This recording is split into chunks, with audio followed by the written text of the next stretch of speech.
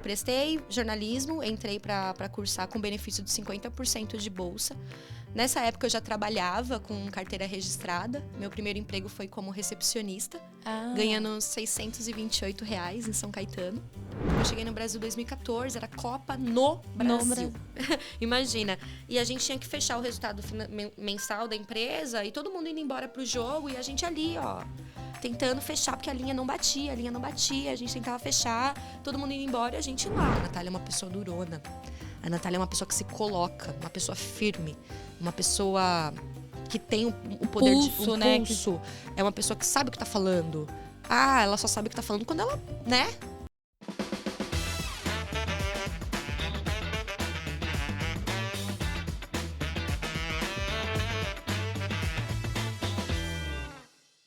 Olá, pessoal! Começamos agora mais um episódio do Let's Woman, um podcast que é destinado aí para carreiras de mulheres em tecnologia, inovação, que permeiam dentro do mercado financeiro.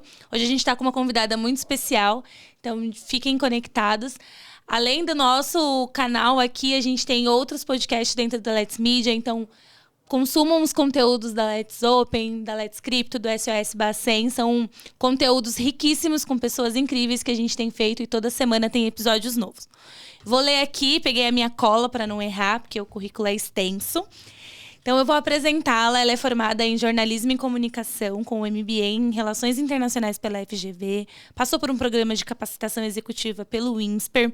Durante a sua jornada, ela teve experiências em grandes empresas, nos mais variados setores. Já passou pela construção civil, telecom, mercado financeiro, startup e até cervejaria. Hoje ela é consultora de projetos estratégicos na Visa e eu tô falando da Natália Castro. Nath, seja muito bem-vinda. Muito obrigada por você ter topado conversar com a gente. Sinta-se em casa, sinta-se à vontade. A gente quer conhecer a sua vida, a sua história e a sua carreira. Obrigada pelo convite. E bora lá, o currículo é extenso, né? Nem parece que sou eu. Tudo isso. Tudo isso em poucas palavras, porque agora a gente vai contar muito mais. Nath, antes da gente falar, obviamente, da sua carreira e de tudo que você já trilhou e dividir um pouco, até pra gente aprender contigo, conta pra gente quem que é a Nath, de onde a Nath veio, de quem que ela é filha, como que foi a tua infância, o que você gostava de brincar, de fazer, como que era essa Nath antes do mundo corporativo? Uma criança da década de 90, né? Premiada por essa época. Criança criada na rua, né? Jogava taco com os meninos. Que delícia. E tinha papel de carta, né? Então era um misto entre jogar taco e ter papel de carta. Sou de São Caetano do Sul, ABC, né? Fui criada pelos meus avós paternos. Perdi minha avó recentemente, foi uma grande perda para mim, mas que ressignificou muita coisa, né, para minha caminhada.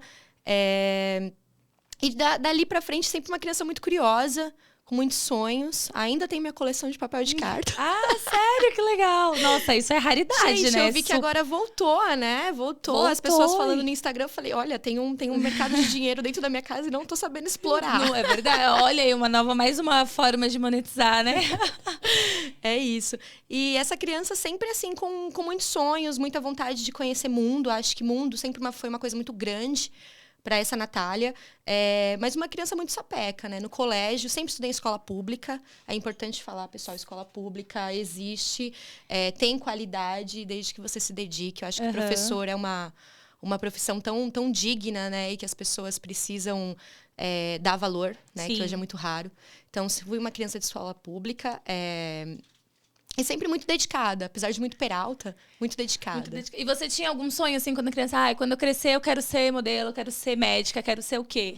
Tive tudo, né? Tive sonho de ser veterinária, médica, depois fiquei com pavor de sangue, mas paleontologia... Superado. Ai, que bom. Paleontologia surgiu, achei legal o nome, eu acho, né? Paleontologia, para quem não sabe, né? Cuida de peças históricas, fósseis e tudo mais, mas... abdiquei disso logo. Foi por curto tempo, só essa ideia. E mais o jornalismo, sim. O jornalismo acho que foi uma coisa que foi muito perene na minha infância e juventude.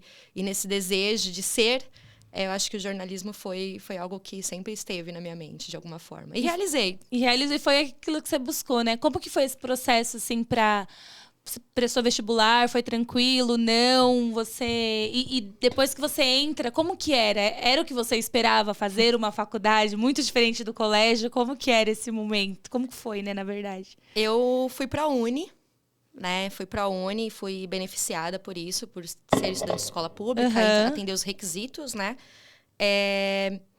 Prestei o Enem na época, prestava-se o Enem, mas o Enem não tinha pontuação sobre entrada em universidades públicas e universidades privadas.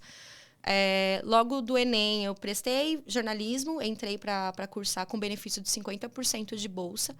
Nessa época, eu já trabalhava com carteira registrada. Meu primeiro emprego foi como recepcionista, ganhando R$628 em São Caetano. Então, trabalhava e estudava já na faculdade, e é pesado, a gente sabe, né? Então, transporte, locomoção, responsabilidade no trabalho, responsabilidade nos estudos, pensando em ser alguém. Mas segui meus sonhos de ser jornalista, porque até então não tinha uma visão de outra profissão a não ser a que eu queria. Né? Meus caminhos ainda eram muito obscuros para decisões. Não tinha uma clareza. Exato, eu era recepcionista, né? Então, não tinha uma clareza do que vai ser daqui e do que vai ser na faculdade. Então, vamos seguir o caminho da faculdade, né? E prestei, passei. Fiz os 4 anos de universidade. E eu digo de forma engraçada, mas foi o único período que eu trabalhei como jornalista. Com exceção de uma outra experiência que talvez a gente entre no detalhe, mas eu falei, gente, no 2º ano de faculdade, eu já era analista júnior da empresa que eu estava, então consegui uma promoção na empresa que eu estava, pequena, em São Caetano. E aí eu falei, cara, esse dinheiro paga minhas continhas, né? E o estágio não vai pagar minhas continhas. E eu tive que escolher ali, entre 2º e 3º ano de faculdade, se eu queria seguir com o estágio. Eu acho que foi um primeiro momento decisório da minha carreira profissional, foi ali.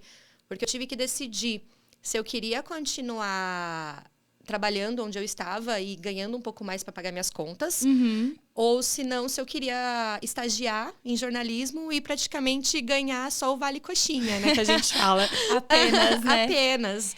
E aí eu decidi por não estagiar.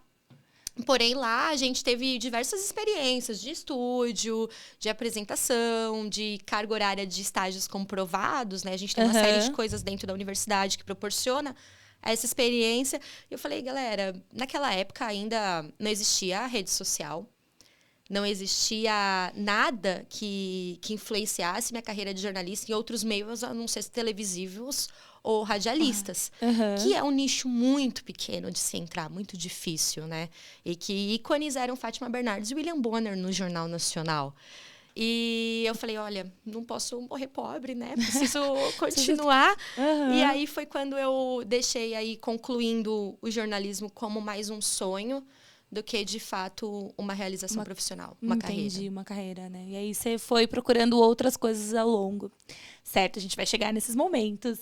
E dentro, assim, quando você fazia jornalismo, você tinha uma visão, assim, vou pra televisão ou rádio, no começo, logo quando você entrou, né? Porque depois a gente explicou aqui que você falou, não, já vi que não vou.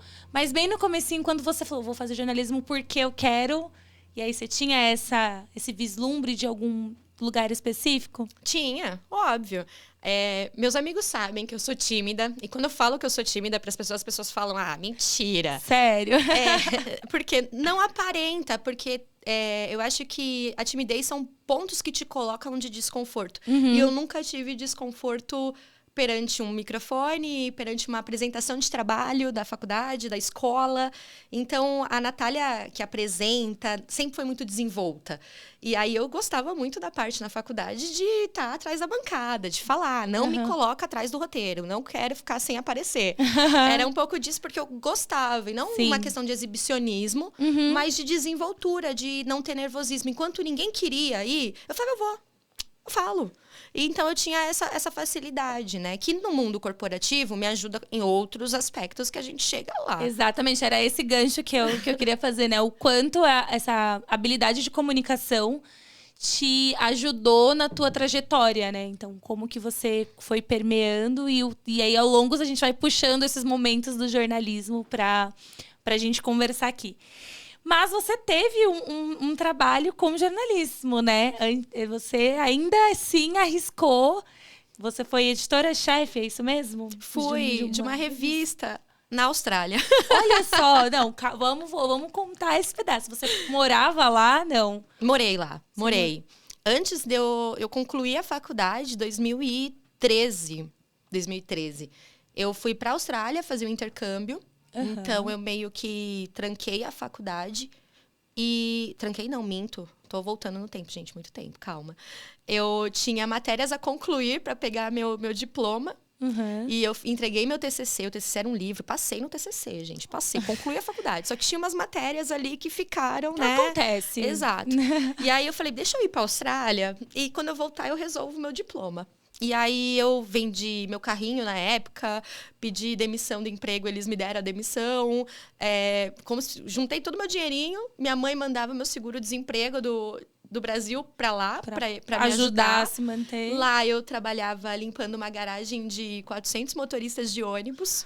Uau! E australiano de 53 anos, 54 anos, falando inglês, é algo assim aborígena de se entender, né? É algo muito complicado. Mas me ajudou a entender. Uhum. Era um desafio, né? E lá eu tive a oportunidade com um pessoal que organizava uma newsletter para gringos, né? Gringo Magazine, que era tipo, nós éramos os gringos, nós, colombianos, venezuelanos, né? Essa galera que ia para estudar, para trabalhar, eram os gringos. E aí lá eu trabalhei fazendo essa revista. Então eu era a editora-chefe, mas eu era um pouco de tudo.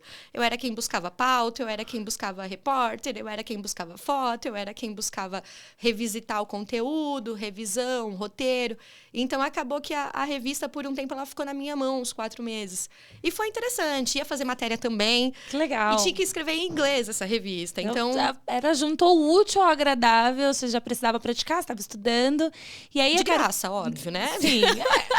Mas não dá pra ter tudo na vida. A gente vai abraçando, me dê, né? Fazendo, mas isso eu imagino que te ajudou muito, igual você comentou, com o próprio idioma, né? Porque você tinha ali a prática, a vivência, estudando, trabalhando e fazendo. E aí até queria pegar um gancho, porque hoje você é fluente no idioma. E como que isso te ajuda, né? No inglês, no espanhol? Como que você vê e enxerga isso dentro do mundo corporativo, né? Quais os caminhos e como que começou essa sua fluência, né? Então, o seu contato com os outros idiomas, eles começaram como? Você estuda sozinha? Não? Conta pra gente um pouco desse processo. Não estudo sozinha. Não, odeio. É difícil, não tenho engagement nenhum. Mas sim, falo inglês, falo espanhol. E o inglês, isso é um ponto muito importante de se falar aqui para qualquer pessoa que esteja ouvindo e de qualquer idade, principalmente os mais novos. Quando eu fui para a Austrália, eu fui de fato dedicada a estudar. Porque é muito dinheiro envolvido, né? Existem pessoas com condições financeiras melhores, outras piores, né? Mas se você tá lá se dispondo a estar longe de tudo, trabalhando, limpando garagem de ônibus, é bom que você tenha esse tempo de qualidade também, porque você foi buscar não perder o foco. Uhum. E lá eu estudei muito. Estudei todos os dias. Paguei um visto que fazia valer, né, na época, porque tinha muitas pessoas que só renovavam visto nos cursos mais básicos para estender seu tempo de casa, né? Mas pessoas que acabam convivendo com brasileiros, trabalhando com brasileiros, saindo com brasileiros, estudando com brasileiros, essa pessoa não vai falar inglês. E muitas vezes essa pessoa, ela volta com um investimento. Experiências são maravilhosas, amo, também tive. Mas ela volta sem um bem que ninguém tira de você, além das experiências, que é a língua. E eu tentei diversas vezes fazer inglês aqui. Não porre, não gostava. E lá eu tinha que falar para poder pedir para ir no banheiro. E eu fiz Cambridge, né? Um desses vistos que eu tive que renovar foi Cambridge. E eu estudei muito, passei com uma nota ótima, foi super aplicada, porque, não sei para quem não sabe, o Cambridge é uma prova muito extensa, de mais ou menos 7 horas, onde você passa por vários steps de writing, reading, listening. E eu passei por essa prova, fui aprovada, consegui meu certificado. E não só por ter o certificado de Cambridge, mas te garante, esse esforço todo que eu tive, me garantiu a certeza de que eu sou fluente. né? Sim. Então, o papel existe, ok, obrigada. Mas todo esse esforço, ele me garantiu. E hoje, eu vejo a dificuldade de amigos meus que não falam a língua e para estar no mercado de trabalho.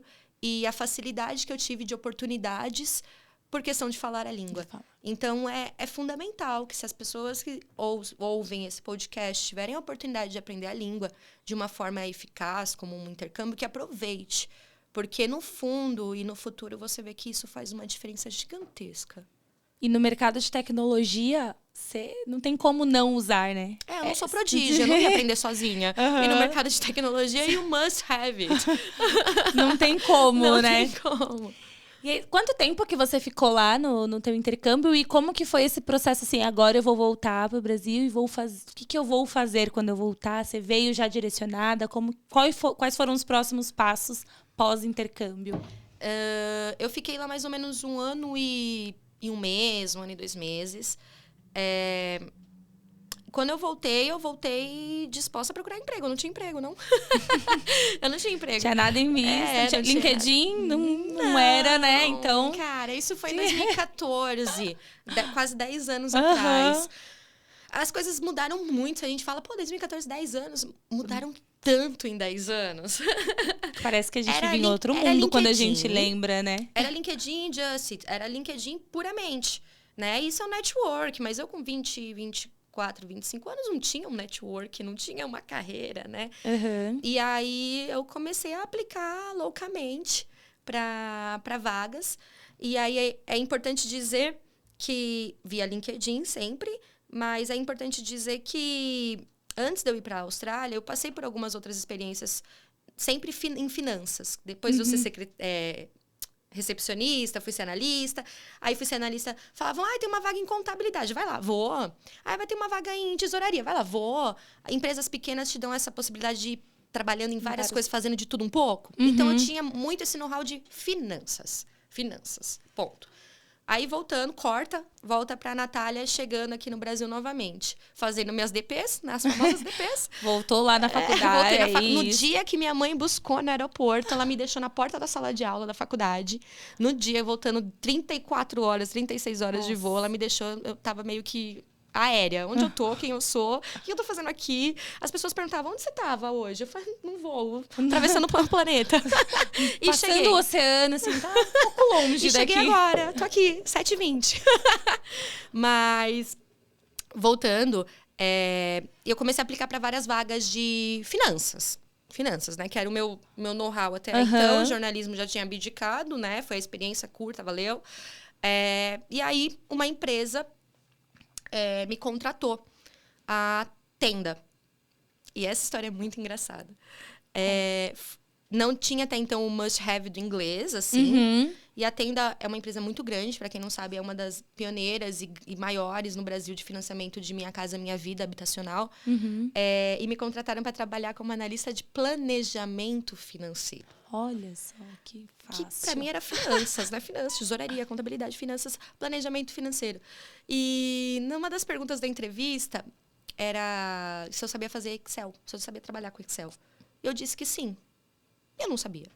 Zero. Não fazia ideia. Aí eu falei, cara, tenho que fazer um teste aqui, né? Em casa, eles vão me pedir para fazer alguma coisa lá, né? Comecei a estudar Excel e somas, né? Soma igual a soma, igual a subtrair, igual multiplica. O básico do básico. Eu não sabia usar Excel. Cara, eles me contrataram.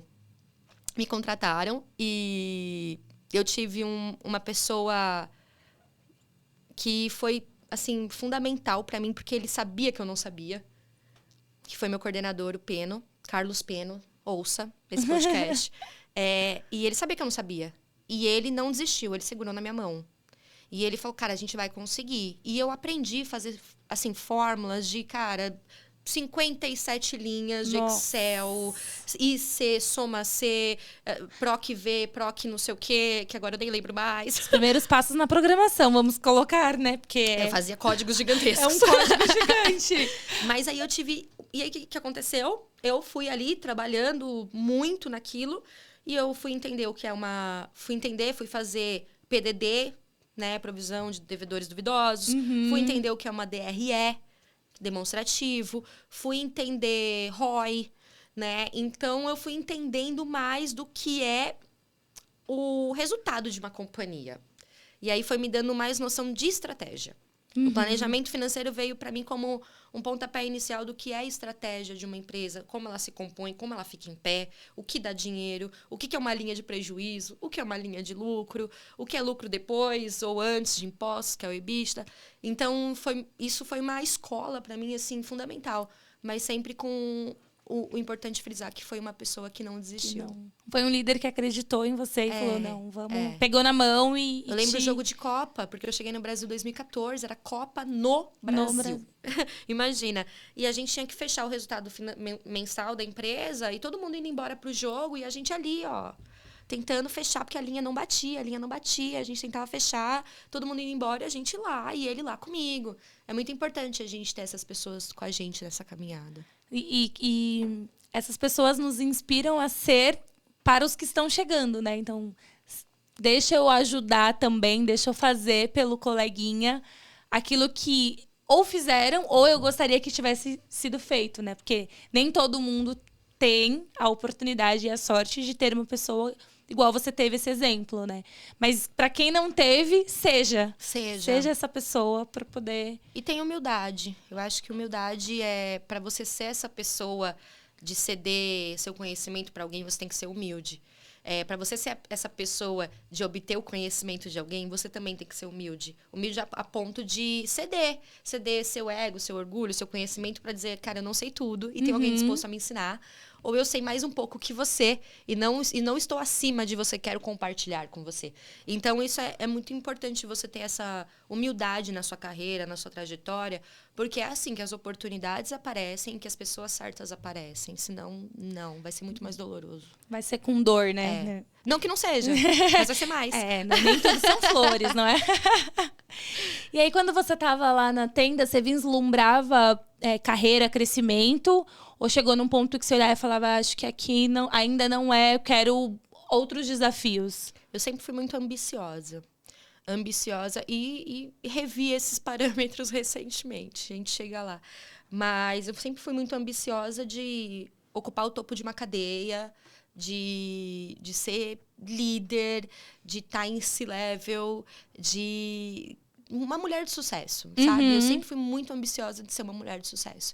De provar para minha família que eu era essa pessoa que eles poderiam se orgulhar, sabe? Principalmente para os meus avós que me criaram. Eu tinha dentro de mim essa responsabilidade em tentar mostrar para eles que eu era... desculpa, perdão da palavra, muito foda, né? E eu acho que essa dívida, eu fui tratando análise, tá aí pra isso, mas... Mais um episódio que a gente fala, pessoal, façam terapia. Terapia em dia, a gente não quer guerra com ninguém. Mas isso fui diluindo ao longo da vida, mas no início era muito provar para que eu vim, sabe? Eu sou muito boa, eu vou provar que eu sou muito boa, sou muito ambiciosa, vou chegar lá. E é muito importante também falar que a gente chega calma, a gente chega, né? Então, manter nossos princípios, nosso caráter e a ambição para com a gente mesmo. Não para com o contexto, com as pessoas, com o cenário, para com a gente mesmo. Porque é uma ambição boa, não deixa de ser, te motiva, né? Te estimula a chegar lá. Mas é só com a gente, não precisa contaminar o ambiente com ela. E aí você falou... Quanto tempo que você ficou na tenda para poder, dentro dessa sua ambição, você olhava ali, você enxergava que podia corresponder ou você precisava de fazer alguma movimentação? Eu fiquei na tenda mais ou menos uns 2 anos e meio, se eu não me engano. E aí eu achei que deu, sabe? Deu para mim, porque eu já estava formada daquilo que eu poderia absorver lá dentro, sabe? E aí eu fui buscar oportunidades no mercado de trabalho. E foi quando eu fiz a minha primeira movimentação de carreira com essa ambição ali engatilhada, que foi da tenda para Nextel. E aí, na Nextel, eu fui cuidar de projetos financeiros. Então, eu passei na seletiva porque eu tinha esse know-how de números. De números. Que, olha como as coisas são, as oportunidades se encaixam. Cara... abracem as oportunidades. Abracem as oportunidades que elas vão te levar em algum lugar. Exato, você não sabe aonde vai ser o fim, mas vai. Porque tem gente que fala, cara, não tem, teve gente que não teve oportunidade. Teve, de fato, teve. E tem muita gente nesse país que não tem oportunidade. Mas tem pessoas que escolhem as oportunidades. Eu nunca escolhi, eu só fui. Vai me dando, vamos. Oportunidade, vem. E eu fui fazendo cursos que me deram. Não vou poder aumentar seu salário. Faço um curso. Faço. Eu sou formada em logística pelo Senac. Olha só. Entendeu? Tem mais um. Bota mais um aí na biografia. Na lista. Mas oportunidades. E aí veio essa oportunidade da Nextel, que era projetos financeiros. Falei, bora lá. O salário era maior, né? Que aqui a pessoa ambiciosa fala, quero mais dinheiro. Aí eu fui. E foi a primeira vez que eu comecei a ter contato com sistemas não como usuária. Tipo, SAP, esses sistemas que eu esqueci, ERPs, né? Sim. Eu sempre fui usuária. Na Tenda, eu era usuária. E eu comecei a me entender com ERP pela primeira vez, que era o SAP. Aí, quando eu fui pra Nextel, foi para fazer projetos dentro desses ERPs. Aí muda a figura, né? Você já entra em outra cadeira. A tecnologia chegando aí. A tecnologia começou a chegar. Foi o seu primeiro contato com o universo de TI. Foi. E ainda muito embrionário, digamos, né? Porque da Nextel, eu era a pessoa que falava, e essa conta tem que dar tanto, essa linha tem que aparecer assim, e coordenando o time de tecnologia, mas entendendo mais de como o sistema funcionava ali. E aí a Nextel me abriu essa porta. Foi dali que eu comecei a fazer projetos de ERP, e os projetos de ERP, eles começaram a ter sinergia com o aplicativo e com os sistemas, website dos usuários. Né? A Nextel, na época, ainda tinha rádio, né? Vamos voltar ao tempo. Já entreguei a idade, tá tudo bem. E o que acontecia? A gente trabalhava, por exemplo, com um projeto de revisitar a fatura do cliente. Renegociação de dívida, parcelamento. Eu mexia num ERP, mas o aplicativo tinha que atualizar a fatura do cara para ele ver. O aplicativo tinha que atualizar a fatura do usuário no website.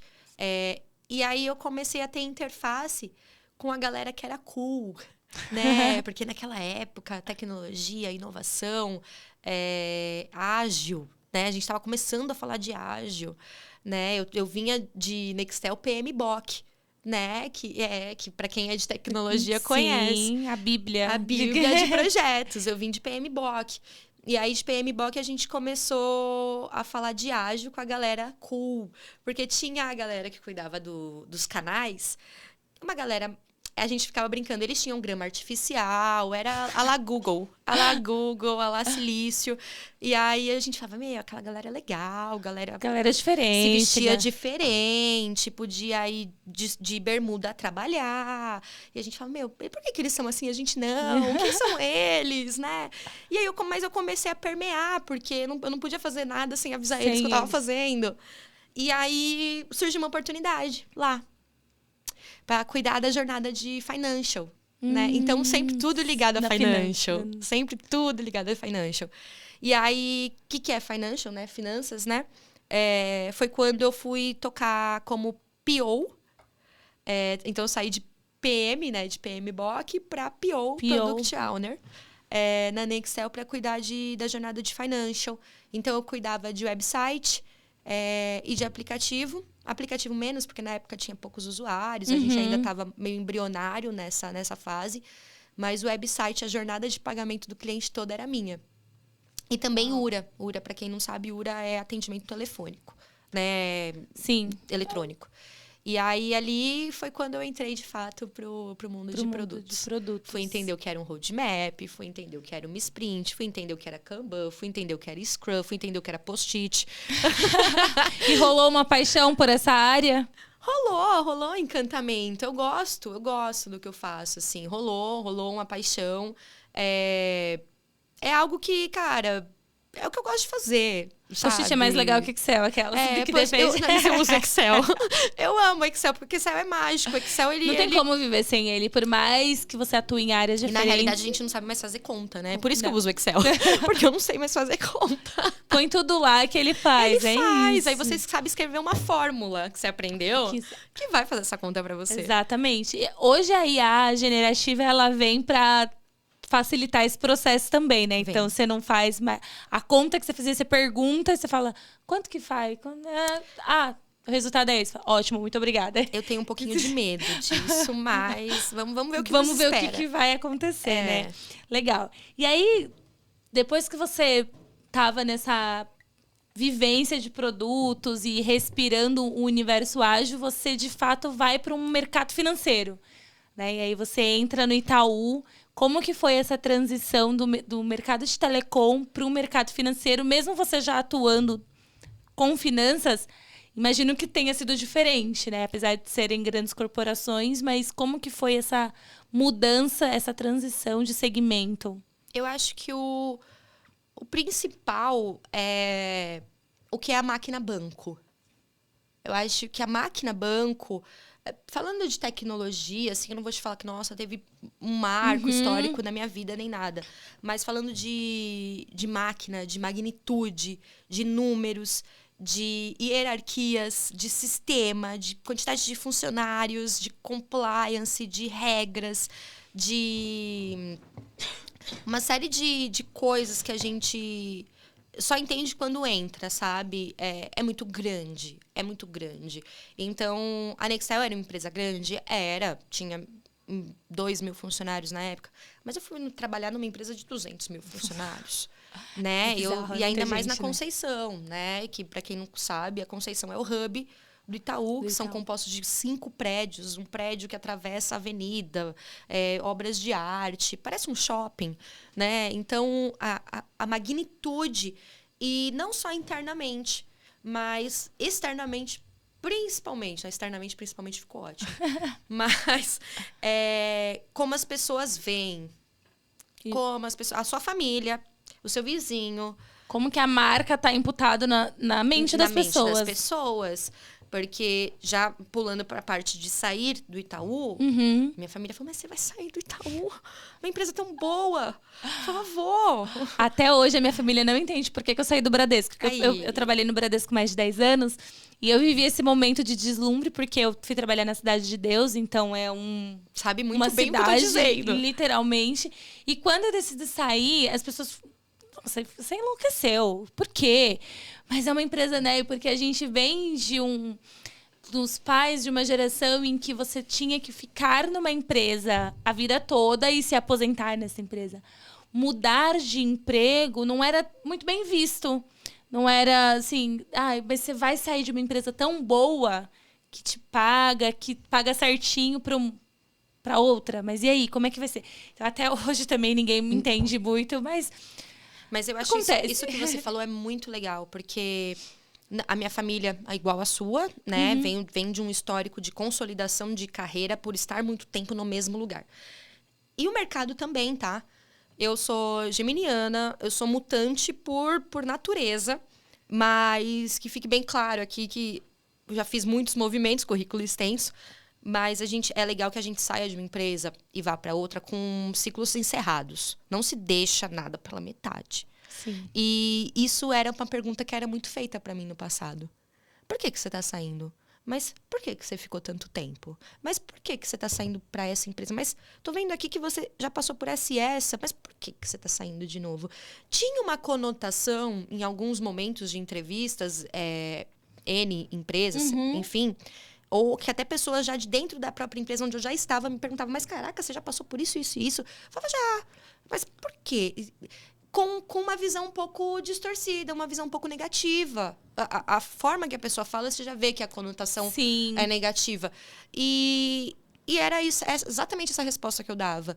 Independente do tempo que você tá, assim, não tem aquela frase de amores, né? Que é, se seja eterno enquanto dure, nossa, se entregue. É isso. É isso. Ciclos encerrados. Eu posso ter ficado 1 ano numa empresa e fazer esse movimento de saída, mas eu deixei algum pedacinho solto?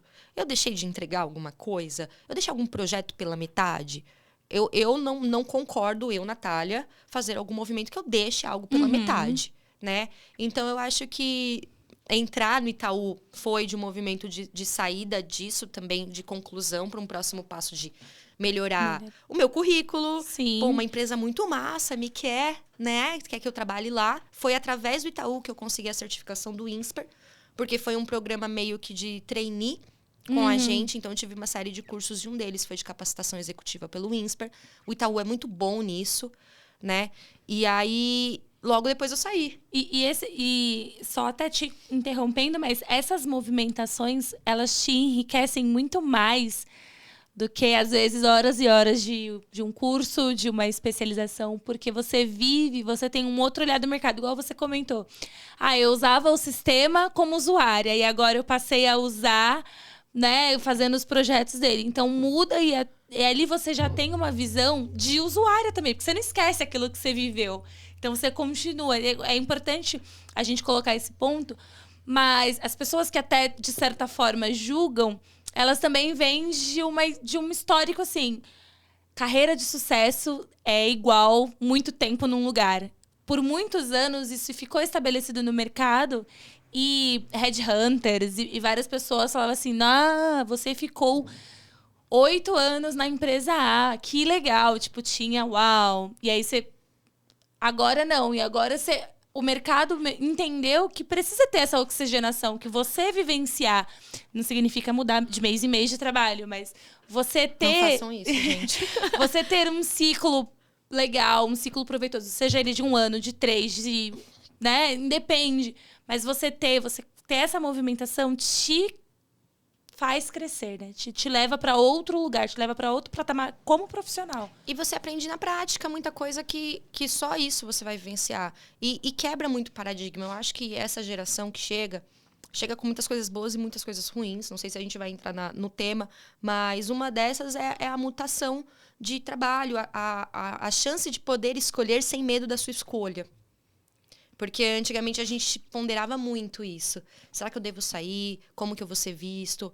E isso, às vezes, era uma barreira, era um bloqueio para a sua própria evolução, né? Para a minha própria evolução. E isso eu nunca deixei de romper. Na minha carreira profissional, isso para mim nunca foi algo que eu falasse, olha, vou repensar, não vou sair porque tem que ficar mais 1 ano aqui, ou mais, sei lá, tempos. Não, tempo nunca foi o motivo de me fazer ficar ou me fazer sair, sabe? Outras coisas. E a vivência te traz experiência que só mudando você vai saber que é pessoas.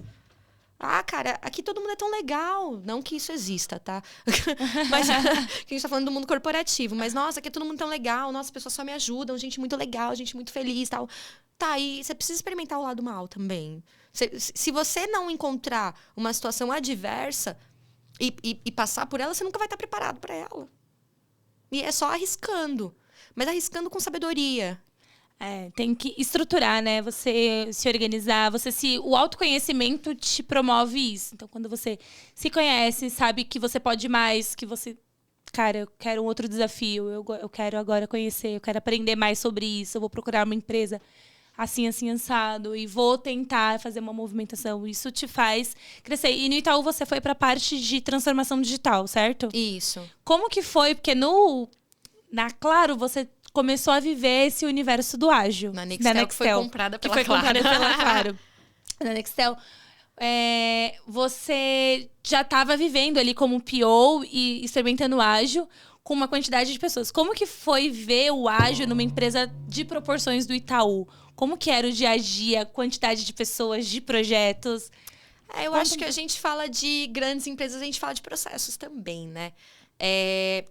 Quanto maior a empresa e mais antiga ela, isso é óbvio que é uma percepção minha, não está cravado na pedra, e pessoas podem ter percepções distintas, né? Mas quanto maior a empresa e mais antiga, mais estabelecidos e consolidados ela tem processos que podem ser muito antigos e que talvez não sejam nem adequados para a época de agora, mas que talvez você não consiga mudar. Então, eu acho que o Itaú hoje está passando por uma transformação digital maravilhosa. Acho que evoluiu muito do que já foi de engessar, né? Grandes instituições tendem a engessar porque ela não quer que nada dê errado e funcionou até agora, né? E existe há muito tempo. Principalmente banco, né? Quando a gente... Aí tem um processo muito legal de banco que a gente fala, que é regulamentação. O banco também não pode ser o mais ágil que a gente imagina. O mais cool. O mais cool. Porque, no final, ele tem uma série de regulamentações a seguir. Porque ele simplesmente lida com o dinheiro do Brasil e do mundo inteiro. Dependendo da proporção do banco. E o Bacen existe para isso. Foi quando eu comecei a entender o que é Bacen. Foi quando eu comecei a entender o que é regras, o que são prazos, o que são legislações, o que são proibições. Multas, inclusive. Muitas. Muito dinheiro. Então, eu acho que... É muito difícil, é um Titanic, né? Como a gente fala, né? Um Titanic em manobra. E um Titanic em manobra é diferente de um bote, que você vira muito mais fácil. Então, o Itaú, ele faz com muita suavidade essa manobra.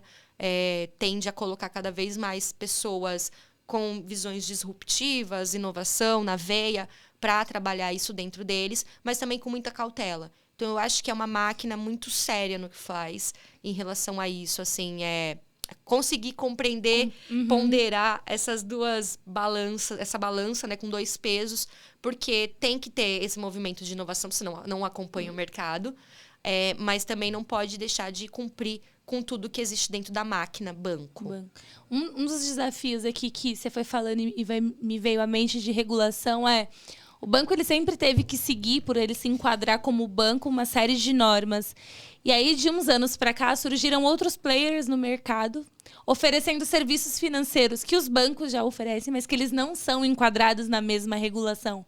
Isso muda muito a atuação no mercado, a forma de eu oferecer o mesmo produto para o cliente. Se eu sou um CNPJ, vamos colocar assim, banco, e se eu sou um CNPJ, varejo. Muda muito. O cliente, às vezes, né, quem consome o produto final, ele às vezes não sabe o que tem por trás. Mas para o banco conseguir colocar no ar um produto, ele tem que pedir a bênção, vamos, né, colocar assim, até para o Papa. E aí, às vezes, outro player não, porque ele não está naquele, né, não está enquadrado. Então, como que você vê, Simão, você que passou por algumas instituições, essa celeridade do mercado em lançar com a tecnologia e as big techs, e aí você vê outros segmentos oferecendo serviço financeiro versus o que o banco, né? Então, como que é esse processo? Como que você olha aí? Eu sou fascinada por isso, né? Na realidade, meus amigos... Eu tenho muitos amigos que trabalham com muitas outras coisas diferentes de mim. Eles falam, Natália, outro dia me perguntaram o que você faz. Eu não sei muito bem explicar o que você faz.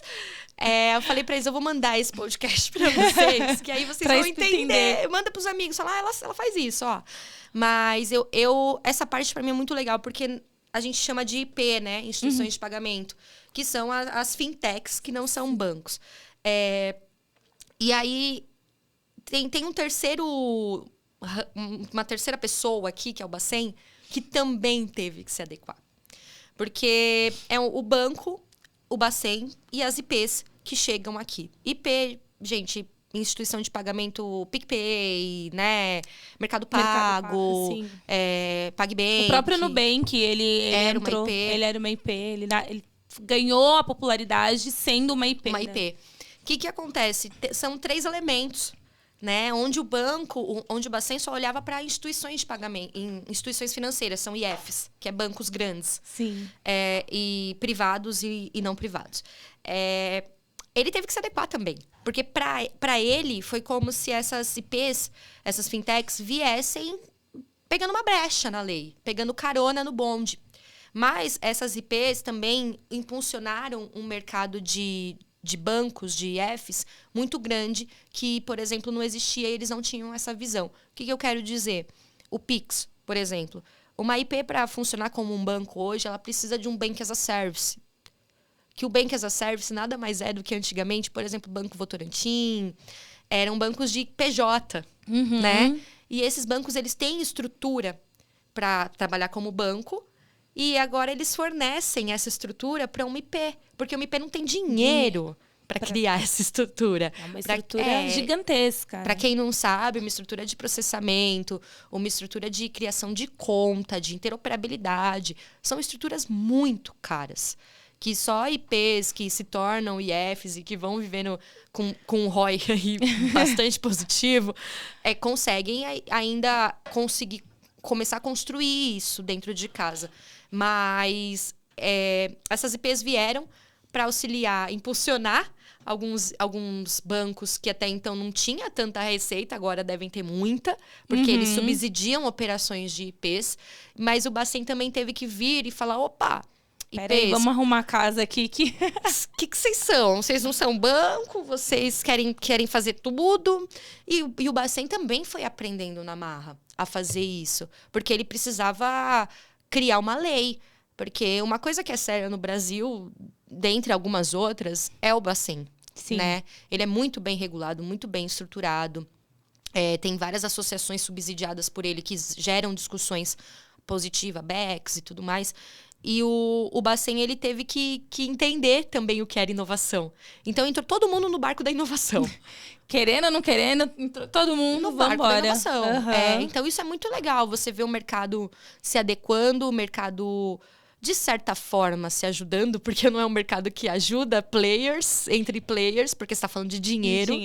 Mas se impulsionando a ser mais inovador, porque o banco não pode ficar para trás, porque a IP, ela vai fazer o que ele faz. Né? O banco, ele não pode ficar para trás em questão de taxa, em questão de experiência, cartão, né? Experiência, aplicativo. Quanto que um aplicativo dos bancos não melhoraram? Se a gente for parar para pensar de grandes bancos, a experiência que a gente tinha com bancos há 10 anos atrás era horrível. Você tinha que ir na agência, né? Você tinha que usar internet banking só pelo computador. Você não conseguia fazer nada. Ficava travado, limitado. Hoje, ainda que são grandes bancos, ele ainda te gera uma facilidade muito maior do que era antigamente, né? Então, sim, acho que os 3 elementos aqui, de certa forma, contribuíram para que o ecossistema evoluísse na parte de inovação de forma conjunta. Você falou de uma coisa bacana que é a colaboração entre as IFs, né? Cara, eu trabalho com o Banco Central desde que eu me entendo por gente, porque eu já passei por alguns bancos. Então, eu sempre vivi a competitividade muito aflorada. Com o Pix e com o Open Finance, eu vi a chave virar. Eu vi um mundo de possibilidades e eu vi as pessoas falando, gente, se a gente não se juntar, o banco A com o banco B, com o banco C, e trocar figurinha, esse negócio não vai sair. O regulador tá aí, a agenda, né, o cronograma apertadíssimo e a gente vai ter que se ajudar. Então, teve projetos e etapas dos projetos que eu conduzi nos últimos anos que só assim, tava emperrado, não ia, ninguém sabia o que estava acontecendo. Só outra instituição que me ajudou. Mandei um WhatsApp e falei assim, olha, tô com um problema assim, não sei mais para onde ir. Ah, é porque faltou isso. E aí você fala, putz, cara. Então, assim, isso é muito legal de ver a mudança também de como as pessoas enxergam, que é, cara, o famoso oceano azul. De você olhar não só a concorrência, de você, tá bom, ele é o teu concorrente, ele vai vender seguro, você vai vender seguro, mas não é sobre vender seguros, é sobre a experiência que você dá para o cliente, é sobre quem é o seu cliente, porque o cliente do banco A é diferente do banco B. Então, esse processo colaborativo fez com que o mercado, além de ganhar tração, ele foi mais fluido. Então, você vê que as coisas, elas, por mais difíceis que seja, né? O Open Finance, ele ainda está num processo de construção, ele ainda está sendo desenvolvido. Mas e tem já muita evoluiu coisa, bastante. Mas já evoluiu muito. E se não fosse por essa colaboração, cara, eu acho que a gente não conseguiria, em tão pouco tempo, colocar para rodar tanta coisa diferente. Tantos cases e começar a impactar, de fato, a vida das pessoas, né? Eu acho que o Open Finance, ele entra numa seara.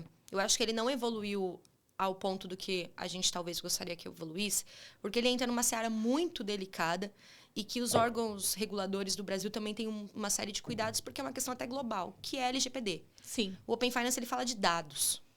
Ele fala de uma parte muito sensível do cidadão no compartilhamento de dados. Né? Então, ele está evoluindo, mas eu acho sim que ele tem que evoluir numa esteira mais lenta, porque é muito cuidadoso. Então, que bom que o Bacen está tratando o Open Finance com esse cuidado. Sim. Porque qualquer erro é fatal. a gente já tem no Brasil os mestres em fraude, né? Os mestres Yoda da fraude, eles se encontram no Brasil. A faculdade de fraude aqui, se encontra no Brasil, né? Não tem, minha amiga fala faculdade de TikTok, a faculdade de fraude bancária, ela tá aqui, né? A gente tem, assim, mestres que poderiam ser CEOs de grandes empresas, mas eles estão ali criando golpes. Então, eu acho que o Open Finance, sim, tem que andar a passos lentos, justamente por essa fragilidade que esse ecossistema tem. E vai ter porque é dele, é da natureza do business.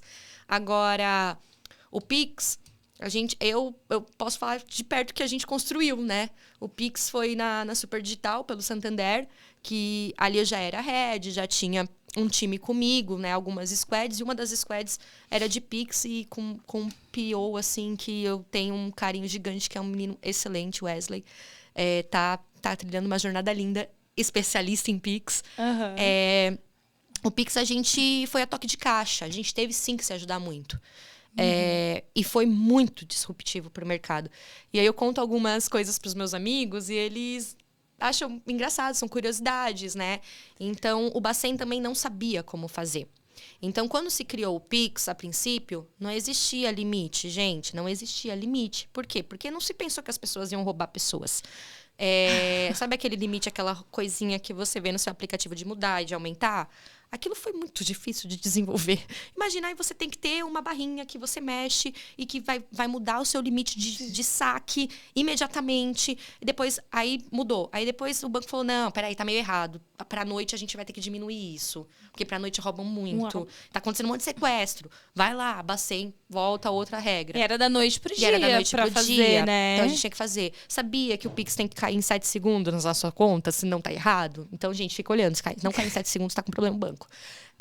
Então, tem essas coisas. Tem que cair em 7 segundos na conta de outra pessoa. Existe chave aleatória. Como que se gera uma chave aleatória do nada para você fazer uma transferência? Então, assim, foi tudo coisas que a gente foi fazendo. O Pix era um produto dentro de um roadmap gigantesco. O Pix se tornou uma squad dentro do nosso time, porque não tinha como fazer outra coisa se não fosse o Pix ali.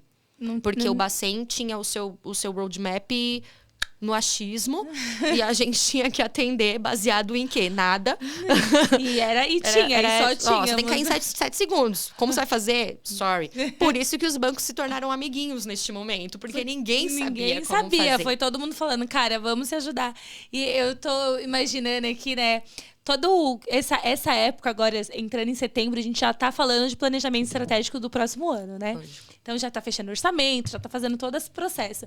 Aí eu imagino os bancos, assim, todos os executivos fechando estratégia para 2020. Né?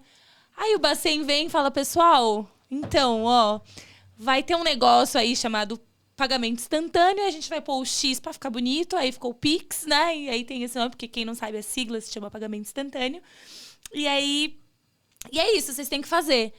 E é o que você comentou de, putz, eu tive que virar, mas não tinha como fazer outra coisa. Eu vejo backlogs e backlogs de banco sendo derrubados. Quanto custa uma squad? E aí a gente tinha que ter um tech lead, o melhor que a gente tinha, para poder ali, não para fazer outras coisas, e é o mais caro. A gente que tinha que ter um engenheiro ali, um arquiteto ali. Eu não podia dividir arquiteto com outro squad. E arquiteto é muito caro.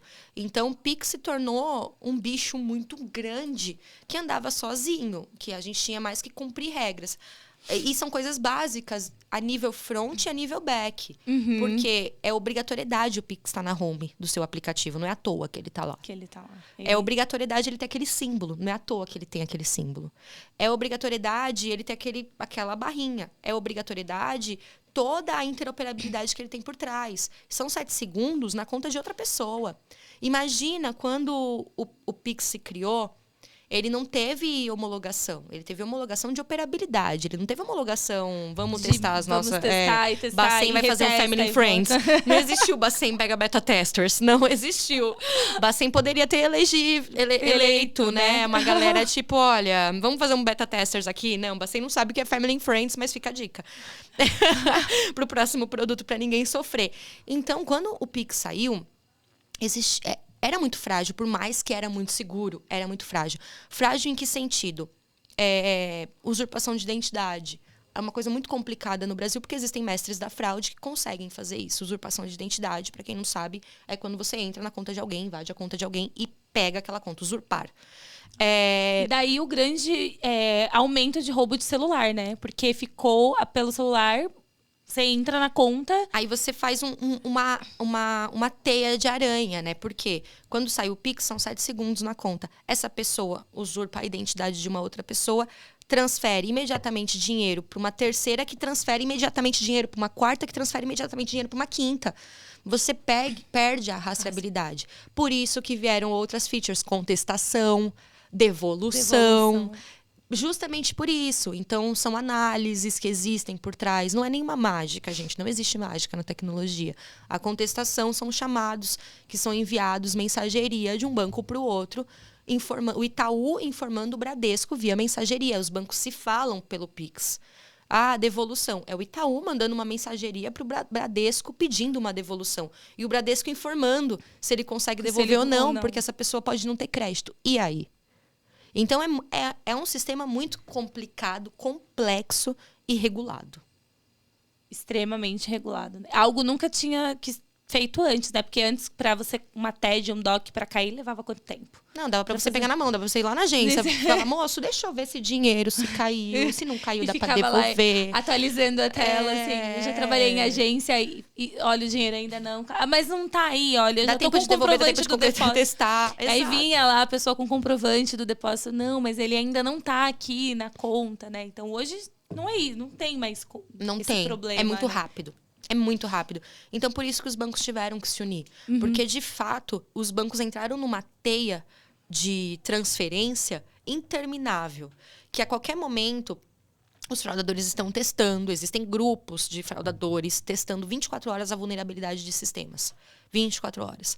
A gente toda fintech, toda IP, toda IF tem um grupo antifraude que monitora isso. Mas é muito complicado, né? O mundo de fraude, justamente por ter vulnerabilidades, né? Existem testes que todas as instituições fazem, monitorando fragilidade, auditoria, compliance, que deve ser feito, que tem que ser feito, mas os mágicos estão aí cada vez mais modernizando. se modernizando, né? A faculdade aí. E aí, vamos avançar um pouco na sua carreira. Você foi parar numa cervejaria. Conta pra mim como que foi. Porque é diferente, né? A pessoa tá trabalhando num banco e vai pra uma cervejaria. Você foi trabalhar na Ambev. O que você foi fazer lá? Alcoólatra, não, gente, pelo contrário. Quem trabalha na Ambev pode beber hoje em dia? Aquelas perguntas assim, tipo, putz, queria trabalhar lá, ó. Ao invés de tomar uma água, ficar tomando uma cerveja. Não, né? Não é assim. Não é esse vislumbre, não. Mas... Tem a magia, assim. E meus amigos brigam comigo até hoje porque que eu saí, né? Porque eles eram os mais beneficiados. Eu imagino. A Ambev foi engraçado, porque eu tava no Itaú nessa época, né? E não tava procurando. E a Ambev me contatou se eu não queria auxiliar eles a trabalhar com inovação. Levar a expertise de inovação para lá. E, né, que você tá querendo dizer, Natália? A gente montou uma squad dentro do time de marketing Brasil, né? Aí, para quem não sabe, a Ambev, ela se chama Ambev no Brasil, mas é o grupo ABI. Então, a Ambev na Argentina é Quilmes, não é Ambev, porque é ABI. Então, tem essas diferenciações. Aí, a Ambev, né, Brasil, me chamou para trabalhar no time de marketing Brasil, no escritório central deles, para montar uma squad para fazer inovação em bens de consumo, em inovação em álcool. Não só álcool, né? Mas resumidamente, porque desculpa, existe um time hoje, e sempre existiu, que toca inovações não alcoólicas, mas ali a gente estava para fazer inovações alcoólicas para disruptar o mercado. Aceitei o desafio, porque justamente foi um desafio para mim, né? Aceitei o desafio. Aí, a nossa squad, então, a gente testou metodologia, se era Scrum, se era Kanban, porque tem diferenças de processo. A maturação de um lúpulo, não sei se é lúpulo, gente, meus amigos cervejeiros vão me matar. A maturação de um item, de um negócio que vai na composição de uma cerveja, não dá para você acelerar. Ela vai durar, sei lá, 3 meses e é 3 meses que ela vai durar. Mas e outros processos podem correr em paralelo? E outros processos eu consigo acelerar? Qual que era o intuito, o foco? Era a Ambev conseguir fazer produtos para testar em pouco tempo. Porque a Ambev é muito grande, é uma máquina muito grande, igual um grande banco. Ela só faz grandes quantidades, como um grande banco faz grande dinheiro, né? Então, ela só faz grandes quantidades. A Ambev não tinha capacidade de produção pequena. Como que você vai... Imagina uma cervejaria. Como que você vai falar? Peraí, galera, vamos parar aqui a produção? Vamos limpar todos os tanques? Que eu quero testar um líquido aqui. Não vai estar rolando. Não vai estar dando, né? E se der errado, depois a gente limpa tudo de novo, começa tudo de novo. Não vai estar rolando. Porque só pra fazer isso, Quantas você já perdeu. Quantas de produção você já perdeu, né? Entendeu? Você não tem como parar uma produção, uma cervejaria e falar, deixa eu testar um líquido. Não tem. Então, Ainda mais no Brasil, que a gente faz pouca festa, a gente consome pouco álcool, as pessoas consomem né? pouco. E aí, então, voltando um pouquinho, né? Como que isso tudo começou? Esse era o foco, fazer em menos tempo, testar, ver se dá certo, se não dá. Que é o que a inovação em tecnologia faz. Sim. Né? Então, roadmap, sprint, isso tudo veio pra gente ter visão de prazo, pra gente ter visão de tempo, pra gente estimar o que a gente pode reduzir, pra gente priorizar o que tem que priorizar, né? E aí, a gente criou uma squad, onde ao invés de eu ter dev, tech lead, engenheiro, arquiteto, tinha um mestre cervejeiro, tinha uma pessoa de embalagem, tinha uma pessoa de suprimentos, tinha uma pessoa do centro de engenharia, tinha uma pessoa de branding, tinha uma pessoa de logística. A gente era em 11, 12 pessoas comigo. E eu era quem ali estava também aprendendo a coordenar aquela dinâmica, né? Aprendendo os processos e tudo mais. Então, a gente tentou Scrum, a gente tentou Kanban, e aí virou um Scrumban. Esse é o bom de você atuar com ágil e você ter a leitura o que funciona para aquela empresa. Às vezes né? Nada também, né? E aí Não você vai ter que encontrar. Você vai ter que encontrar, você vai ter que criar uma metodologia, você vai ter que criar um processo, você vai ter que criar um framework, você vai ter que desenvolver ali ou juntar um pedaço daqui com um pedaço dali, porque eu particularmente não acredito em receita de bolo para fazer projeto, sabe? Eu acho que varia do projeto, varia do que você tem que entregar como resultado, varia do time. Então é o que você falou. Não era um PO, um Scrum Master, era um mestre cervejeiro. Você tem que saber que, para fazer um time eu preciso de alguns personagens. Quem são eles? E aí você... Eu era Agile Master, digamos, né? Puxa essas pessoas. Eu né? era Agile Master e eu vinha de uma trajetória até então, onde eu tinha atuado pouco como Agile. E não e vou te falar, não é uma coisa que eu amo, não. Assim, eu gosto mais da parte de produto, de estratégia, não da coordenação da ferramenta, da dinâmica. Mas eu achei massa pra caramba. Falei, legal. Né? Eu já tinha atuado. Naquela época eu gostava, né? Hoje, como a gente já fez muita coisa, você fala, é o que eu gosto, eu não gosto. Tem né? uma seleção diferente. Exato. E aí fui, e aí eu fui aprendendo muito. Me possibilitou conhecer a Quilmes na Argentina, levar esse case para eles lá, explicar como a gente fazia a inovação, conhecer a cervejaria de lá. Experimentar. Você gosta de cerveja? Eu não sou cervejeira, mas não tem como, né? Porque lá acabava que a gente experimentava uma bebida ou outra. E a gente tem caso muito legal. Então, a gente foi o primeiro da ABI como um todo. A Bélgica também pegava muito da gente, como que a gente fazia. Porque a gente foi o primeiro da ABI como um todo a conseguir fazer um produto em 6 meses. A Ambev, a ABI, a gente está falando globalmente, nunca tinha feito isso. Né? Então, a gente foi o primeiro a fazer uma célula de 11, 12 pessoas a fazer um produto em 6 meses, que foi aquele 150 BPM, que é aquela bebida desse tamanhozinho, que é para mulher, que a gente aprendeu testando na rua, público-alvo, ocasião, né, comportamento, época de venda. E com isso a gente aprendeu que era um produto sazonal, que era um produto mais consumido por mulher, porque mulher não gosta de ir no banheiro no carnaval.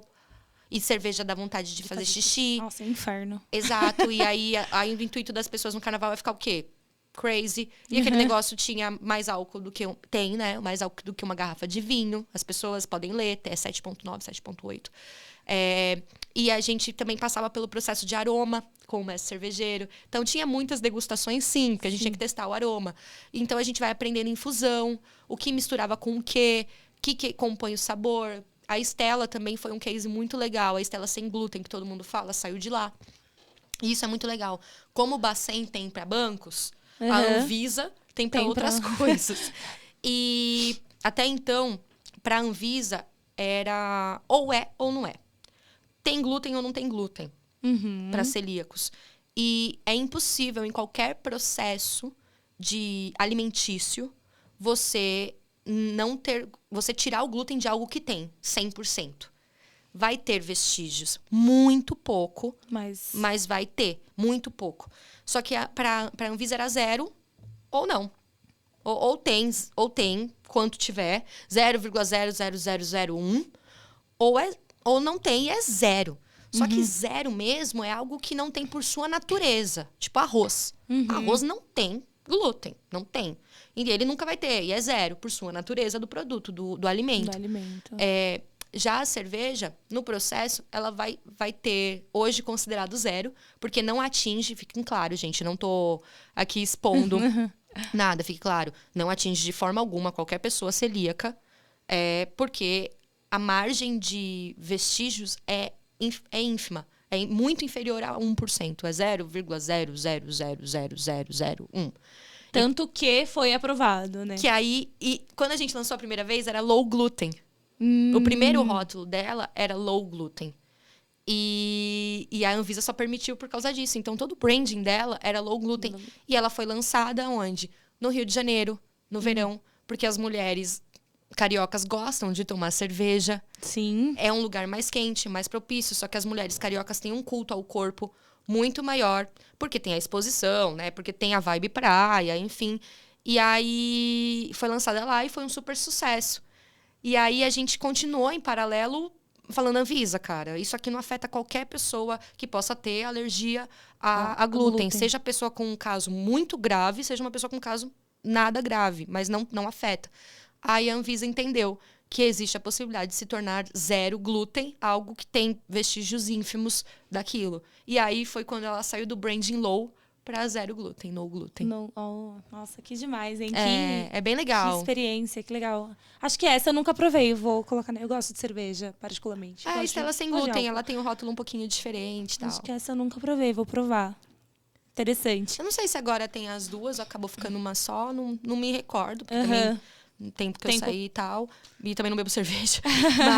mas essa história, essa é legal também. A BPM também, a gente entendeu. Então, a gente foi fazendo todo o processo de inovação, teste and learn, teste AB.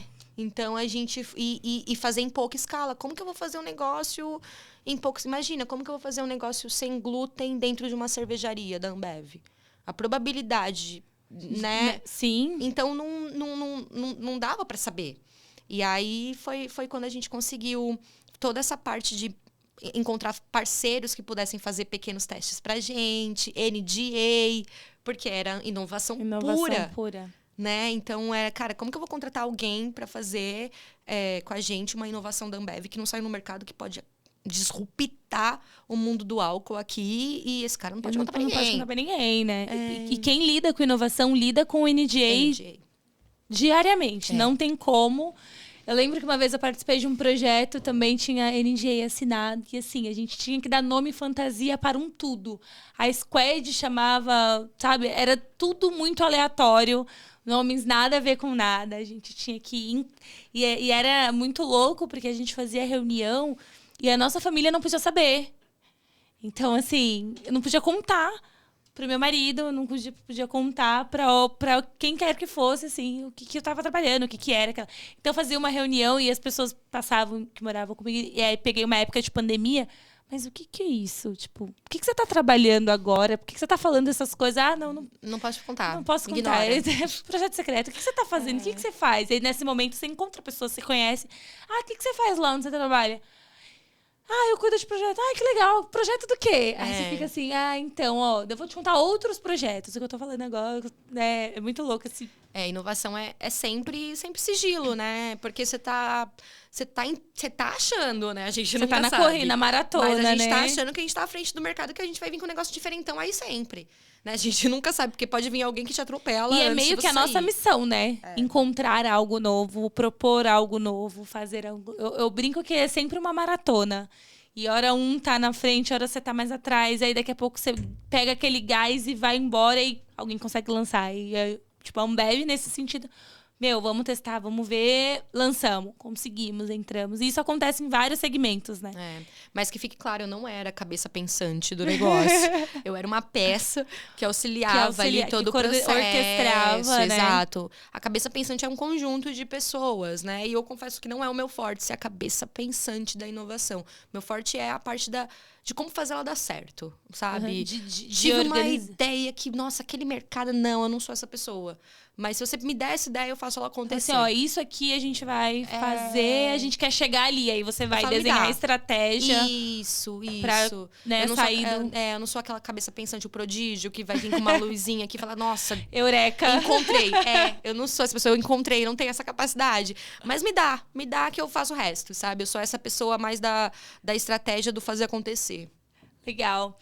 E aí, depois você teve mais algumas experiências, né? Até a gente chegar onde você tá hoje. Você dividir um pouco de como que é o seu dia a dia. Conta pra gente, assim, depois da Ambev. Da Ambev, eu fui pra Super Digital, que é do Santander. Na Super, acho que a gente acabou trazendo invertendo, ela antes. Né? A gente falou um pouquinho ali da parte. A Super, cara, foi uma escola também muito grande. Foi onde eu aprendi espanhol. Legal. Né? Então, foi onde... Porque a gente trabalhava, né, com um time de back muito forte. Argentino, na sua maioria.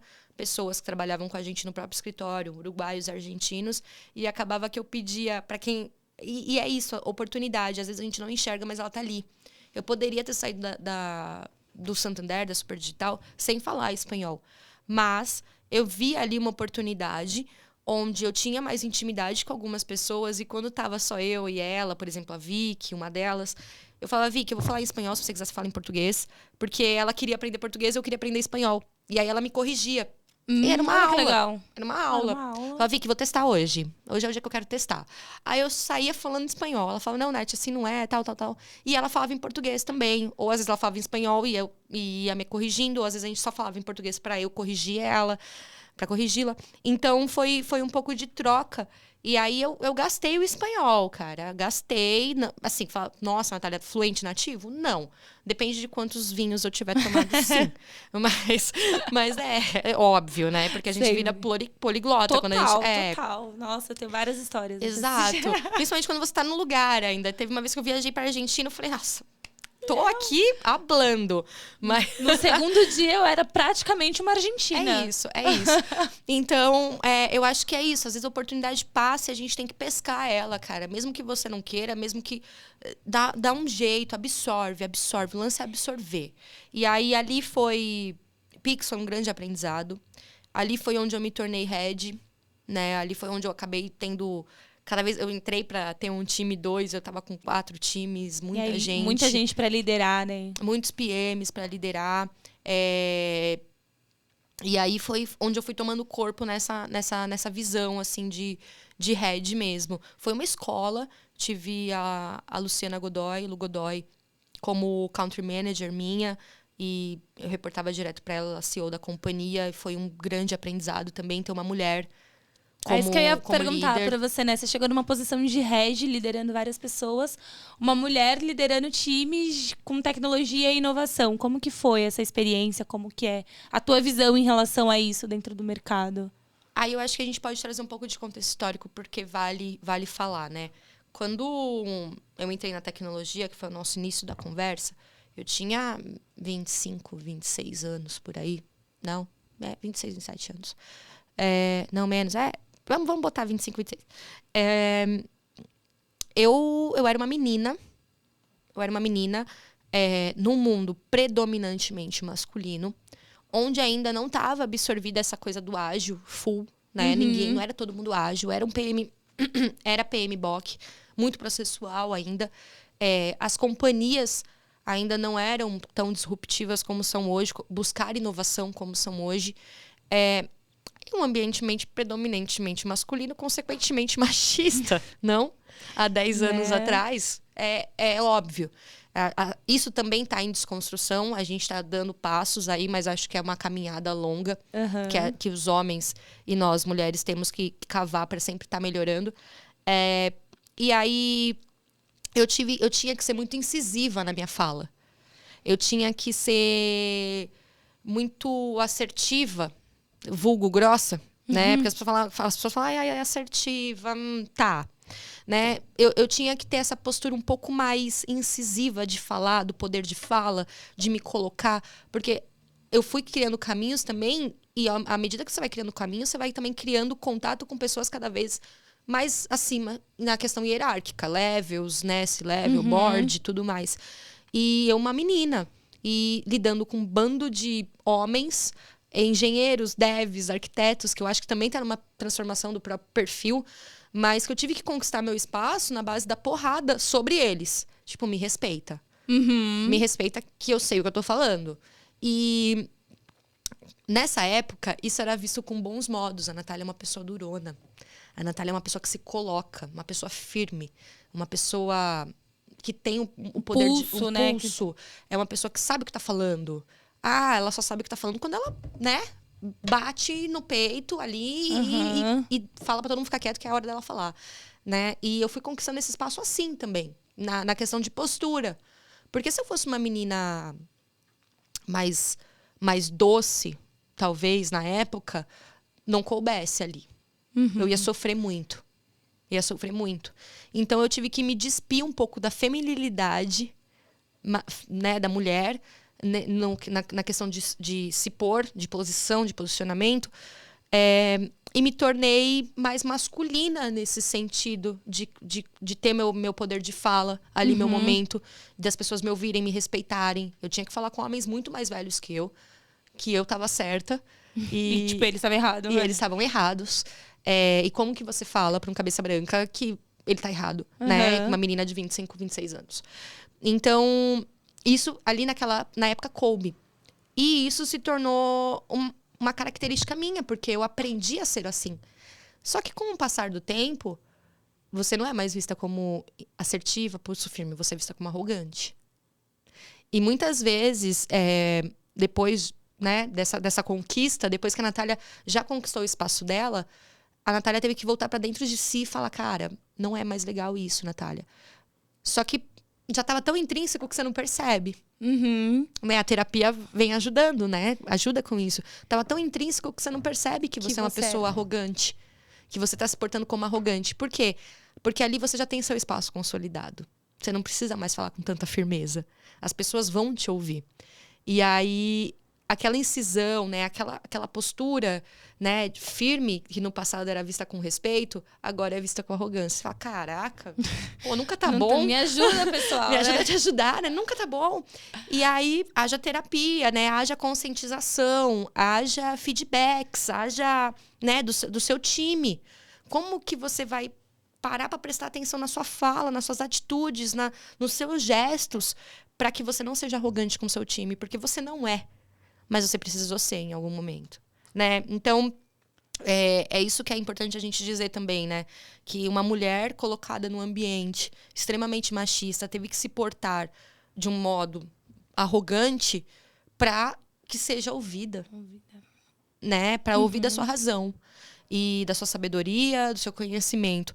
E aí, com o passar do tempo, você se torna essa pessoa sem perceber, porque você teve que praticar. Né? E a prática te leva à excelência. Então, eu era uma excelente arrogante. É uma loucura. É o famoso metamorfose ambulante, né? Exato. A gente precisa se construir, desconstruir. Construir, desconstruir. O mundo vai mudando, as pessoas vão mudando, evoluindo. Às vezes, não tanto quanto deveria, mas a gente passa por esses processos. Assim como as organizações vêm passando, e o PMBOK, ele foi muito bom, ele ajudou muito desde quando foi criado. E aí vieram outras coisas e a gente usa outras coisas. E daqui a pouco vão ter outras também. E a gente vai estar em constante evolução. E não só de metodologia, mas de características que você precisa abdicar e absorver. Então, como essa, por exemplo, de postura, de fala. As pessoas foram entendendo que é comunicação não violenta. Eu fui entendendo na marra. Na marra. Hoje tem muitos cursos, hoje tem curso, vídeos, tem guide, tem né, inteligência artificial, ChatGPT, para te dizer como você tem que falar. E antes a gente não tinha. Eu acho que a prática te leva muito à perfeição também, nesse sentido de você desgastar às vezes, mas chegar onde você chegou, sabe? Eu acho que isso é importante.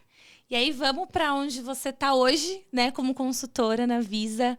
Como que tá esse... E aí, você desde... Né, então, você saía de Head, aí depois você teve uma passagem ali pela Serasa, e hoje está na Visa como consultora. Como que tá essa mudança? Como que é o papel de consultoria para uma grande empresa, né, global aí também?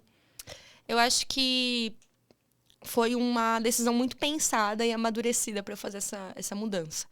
Foi uma questão de saúde mental, de desgaste. É muito tempo em cargos de gestão, muito tempo liderando times, muito tempo cedendo seu tempo para isso. Não que não seja bom, eu adoro gerir pessoas, principalmente quando elas facilitam. Mas nem sempre. Nem sempre. Eu sou fascinada por comunicação, né? Jornalismo vem disso, mas eu acho que foi eu demorei para tomar essa decisão. Acho que foi a decisão mais pensada da minha vida, porque eu fiquei pensando, será que é o momento, será que não é? Porque justamente eu não queria mais fazer gestão. Eu queria focar mais em como me desenvolver, como eu posso ser representante do meu trabalho, porque a gestão nada mais é você conseguir ser clara para uma terceira pessoa executar o seu trabalho. Né? A gestão é você liderar pessoas para que elas façam o seu trabalho. No fim, é o resultado do seu trabalho, a gestão. Né? O que o time entrega é o que está proposto para o time entregar sobre eu como capitã, né? Sobre minhas diretrizes ali para que as coisas funcionem. E muitas vezes você não tem isso na mão. A pessoa não faz do seu jeitinho. E você também não pode falar, tem que fazer assim. Porque cada um tem seu jeito, desde que essa pessoa entregue. E é muito difícil, é muito gostoso, né? Mas é muito difícil também, é desgastante. Tem ônus e bônus. E aí eu cheguei no momento que eu falei, olha, pra mim mesma, né? Eu acho que dá pra gente parar um pouquinho agora, né? E depois, quem sabe, voltar. Eu quero voltar, sim.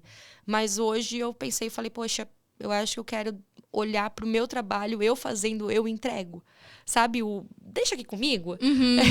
deixa eu fazer o meu, né? Que eu confio, eu sei. Não que eu não confiasse nas pessoas que passaram por mim. Mas São momentos da vida também, né? São fases. Não vou dizer que é menos responsabilidade, porque eu cuido de projetos estratégicos numa empresa gigantesca. Então, responsabilidade sobre projetos muito importantes. Mas eu acho que eu tenho menos responsabilidade sobre pessoas. E isso, pra mim, tirou um peso de saúde mental mesmo, sabe? Eu preciso pensar mais em mim neste momento. E aí foi uma decisão que eu acho que valeu, assim, cada momento pensado para que ela acontecesse. Cada tempo despendido, cada terapia, né? Cada terapia paga para amadurecer essa ideia. É de novo sobre autoconhecimento, né? Quando você entende que fala, talvez aqui não tá legal, eu acho que eu preciso repensar a minha jornada ou o próximo passo que eu quero dar. E aí você... E quem sabe amanhã ou depois você assuma outras posições de liderança. Mas neste momento você entendeu. E que bom. Porque talvez se você tivesse forçado a barra numa gestão, você ia sobrecarregar o time. Você ia ter um desempenho não tão legal. Porque quando a gente não tá legal, a gente não consegue, né? Fato. E falar de time é muito isso também. Se você não tá... Você tem que estar ali para o processo, para as pessoas... Durante a jornada, pós-jornada, porque alguém vai te mandar mensagem à noite. E é muito... Eu acho que um ponto muito importante também que tem que ser dito, que as pessoas não veem, é o quão desgastante é filtrar o que você vai passar pro seu time. Porque o seu time não apanha metade do que você apanha. Né? E o seu time não sabe e não precisa saber. Você não tá ali pra ficar se explicando e eles não são responsáveis por ouvir as suas explicações. Eles são responsáveis por ouvir as suas diretrizes, né? Eles são responsáveis por ouvir direcionamentos, né, feedbacks, mas não o que você está sofrendo. E você nem pode fazer isso.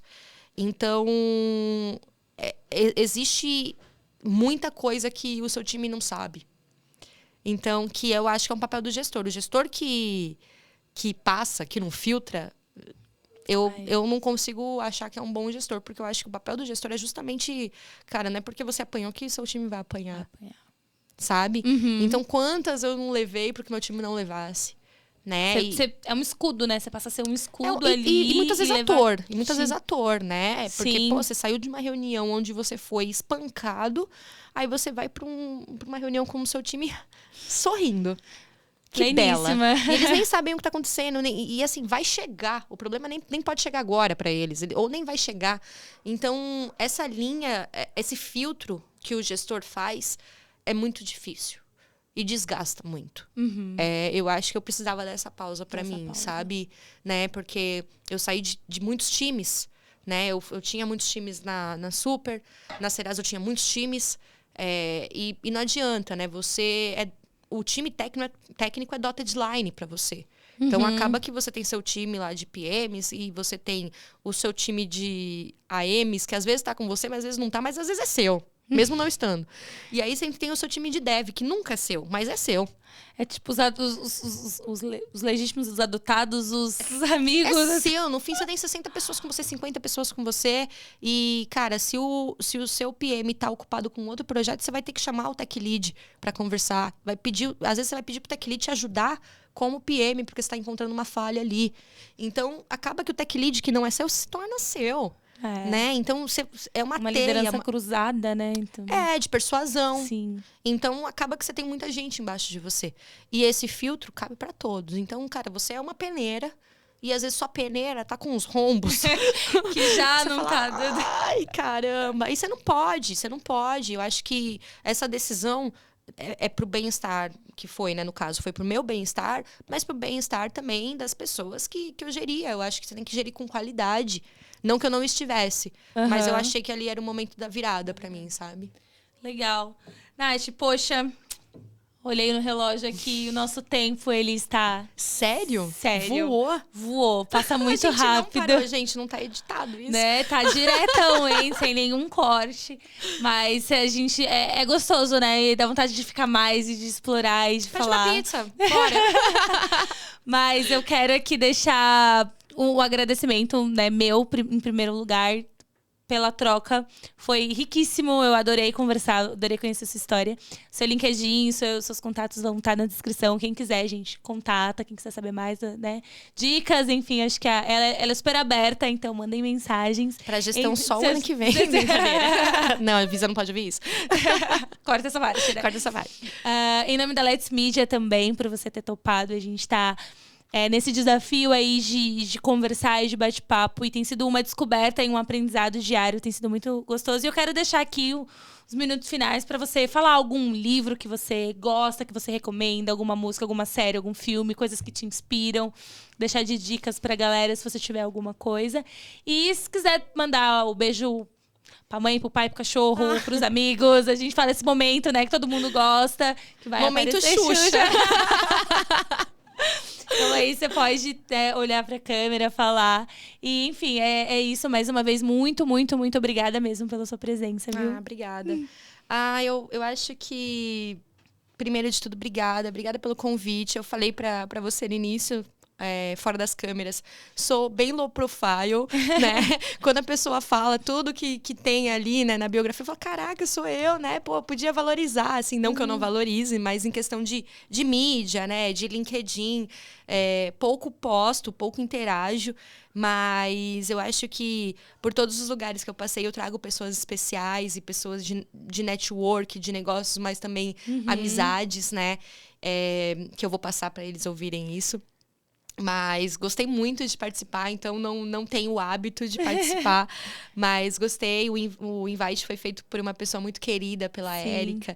Então foi um prazer o papo, passou muito rápido. Eu acho que de dica para as pessoas, assim, para a vida, eu acho que a gente saber ouvir os feedbacks que a gente leva, trabalhar eles. E feedback não é pra ser contra-argumentado, tá, gente? Quando as pessoas te dão feedback, é pra levar pra casa, administrar, na terapia, sozinho. Digerir, porque se a pessoa te disse, ela tem um motivo pra isso, né? Feedbacks são sempre bem-vindos. Oportunidades, enxerguem. Eu acho que oportunidades tem que estar sempre atento porque elas passam. E às vezes são oportunidades pequenas, mas por que não agregar? Sim. Conhecimento é algo que ninguém te tira, então meu avô me ensinou isso e eu levo pra vida. Então o espanhol foi isso, de fato. Nunca é tarde, né? Nunca é tarde. De livro, gente, não vou ficar indicando esses livros que as pessoas indicam de clichês, de Python, de organizações, nem torto arado. Mas tem um livro que eu gosto muito, se vocês quiserem ler. Eu gosto de romance, sim.